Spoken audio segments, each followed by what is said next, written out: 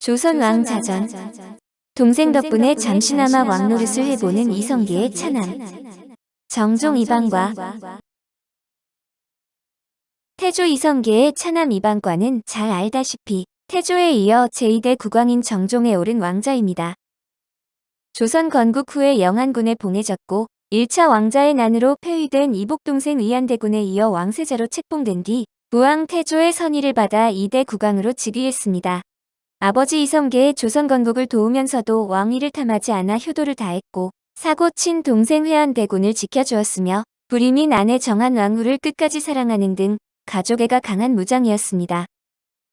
또한 격동의 시기였던 여말선초에서 천수를 누린 몇 안 되는 인물이지만 반강제적으로 왕이 되어 제2 동안 군왕의 대우를 온전히 받지 못했습니다.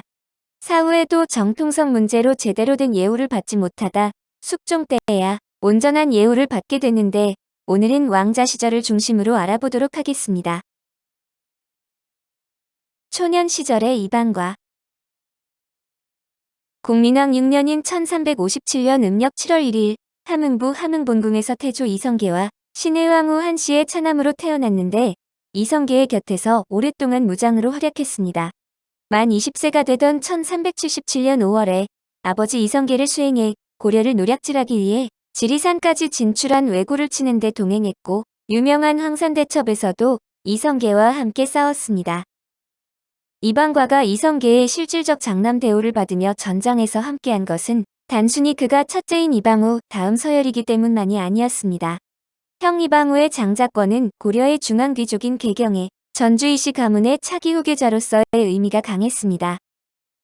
이방후가 개경에서 가문의 수장 역할을 할 때 대조적으로 동북면의 영지를 관리하고 가별초를 현장에서 통솔할 사람이 따로 필요했습니다.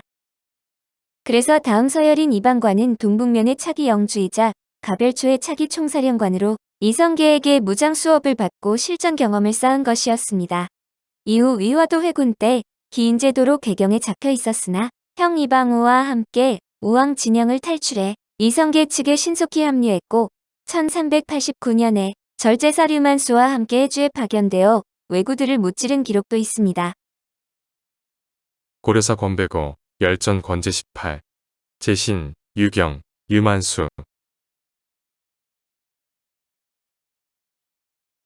조선 개국 논의가 한참 일어날 무렵에는 동생 이방원이 포운 정몽주를 척살할 계획을 세울 때 동참했습니다.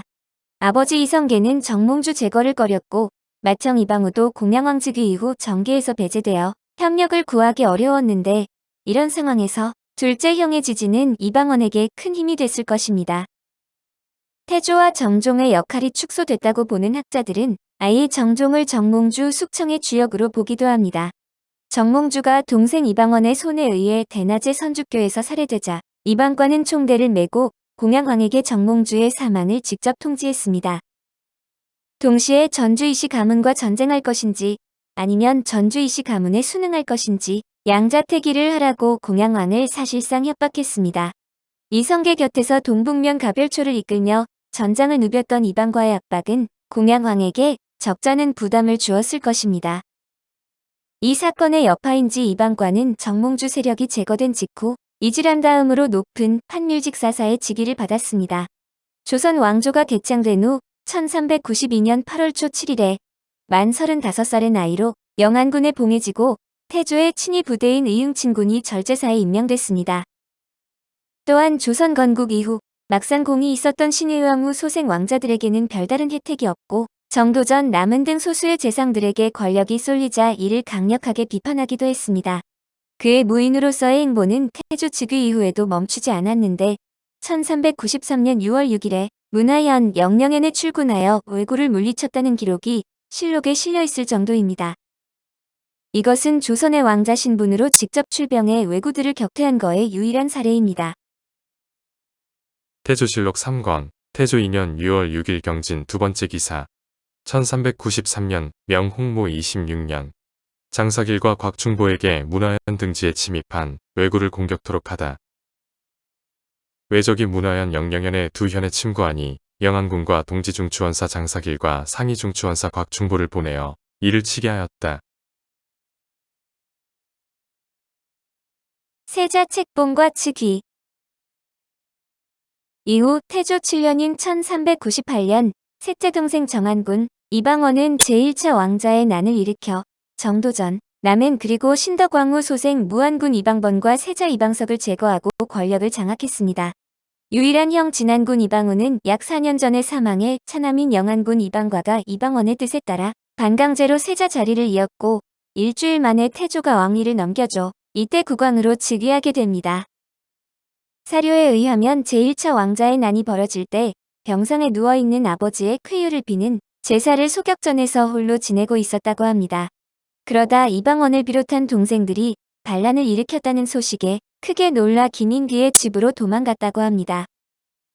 태조의 친위 부대인 의흥친군위의 절제사로 일부 중앙군의 지휘권이 본인에게 있어 쿠데타에 동참하거나 쿠데타군을 진압하지 않으려면 몸을 피해야만 하는 상황이었습니다. 이후 자신이 세자에 책봉됐다는 말에 마지못해 숨어있던 곳에서 나온 후 발을 빼려다 결국 받아들였고 정한공을 왕세자로 삼아 중사를 맡게 했습니다.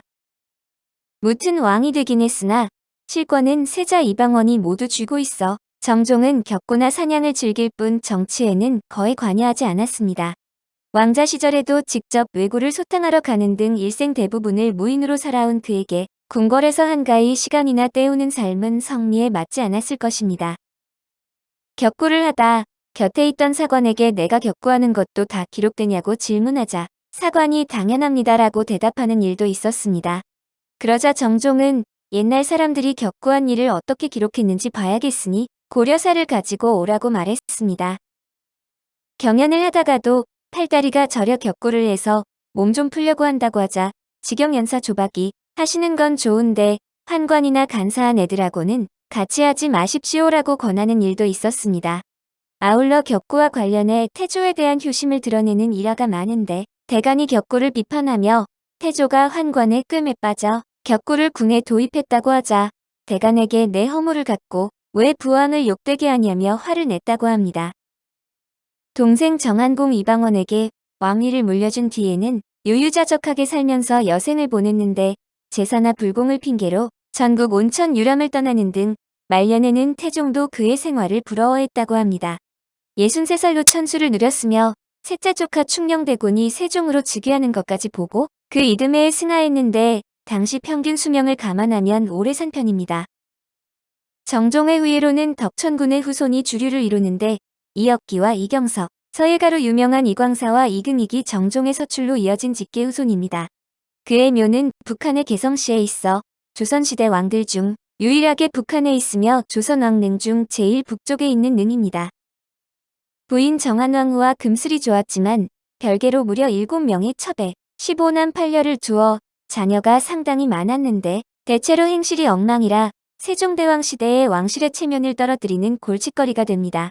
정종의 신남이자 성빈치 씨와의 사이에서 둔 장남덕천 군만은 별 문제 없이 살았고 자손을 많이도 번성했고 성빈치 씨와의 차남 도평군은 비행으로 악명이 높았지만 66세의 천수를 누리고 많은 자손을 두었습니다. 정종의 무인정사 배우설과 사후의 대접. 흔히 권력에 대한 욕심이 일절 없었다고 대중들에게 알려져 있지만 자기 서자를 원자로 봉하려다 정한공 이방원의 압력에 취소되고 그가 왕세자가 된 기록이 남아 있습니다. 태조실록 15권 태조 7년 11월 7일 김효 첫 번째 기사 1398년 명홍무 31년 대사원 조박의 종매이며 잠저에 있을 때의 첩이었던 유씨를 후궁으로 들이고 그 아들 불로를 원자로 삼다. 유씨를 후궁에 맞아들이었다. 유씨는 임금의 잠저 때의 첩으로 대사원 조박의 종매이다. 일찍이 다른 사람에게 시집가서 이름이 불노라는 아들이 있으며 죽주에 살고 있었는데 이때에 와서 조박이 임금에게 아뢰니 임금이 유씨와 그 아들을 맞이하여 그 집에 두었다가 장비를 갖추어 권례에 들어오게 하고서 그를 책봉하여 가의 옹주로 삼고 그 아들을 일컬어 원자라 하였다. 정치적 야심이 있었음을 알려주는 대목인데 연구자에 따라서는 정몽주 격살은 물론 제1차 왕자의 난 주동자를 태종이 아닌 정종으로 보는 경우도 있습니다. 그러나 정종의 원자 책봉 시도의 진정한 배우는 이성계로 지목되는데 정종을 앞세워 이방원의 왕위 계승을 방해하려 했다고 보는 게 더 그럴듯한 흐름입니다. 거의 유폐당하다시피 했지만 아버지의 명을 거스를 수 없었던 둘째 아들의 순후한 성품을 이용한 정치적 시도였다는 것입니다. 정종의 무인정사 배후 여부와는 별개로 정종이 무인정사 계획 자체를 몰랐을 가능성은 희박한데 암묵적으로 방언이난을 일으키는 것에 동의했거나 최소한 묵인 정도는 했다고 볼 수 있습니다. 무튼 정종 매우설 주장은 조선전기에 기록된 승정원 일기의 소실로 조선왕조실록에서의 모순점 등을 근거로 한 학설이라 정설로 확정된 것은 아닙니다. 태종은 형이 살아있는 동안은 상왕이자 형으로서 제대로 대우했고 세종도 정종이 살아있는 동안은 우서른으로서 극진히 모셨습니다. 그러나 세종은 정종을 정식 선대왕으로서 취급하지 않았는데 종묘에 모시기는 했으나 대접은 박하면서도 모호했으며 정종에게는 묘호를 올리지 않았습니다. 용비어 천가에서도 해동 육룡이란 구절은 정종을 뺐으며 종친들에게 관대한 세종대왕도 정종의 자식들에게는 상당히 냉정해 이들이 문제를 일으키면 모조리 유배령을 내렸습니다. 죽고 나서 대접이 너무 박해 왕실 제사를 맡는 하급관리 차식의 꿈에 나타나 전인들이 너무 소홀했다며 한탄했다는 야사가 있습니다.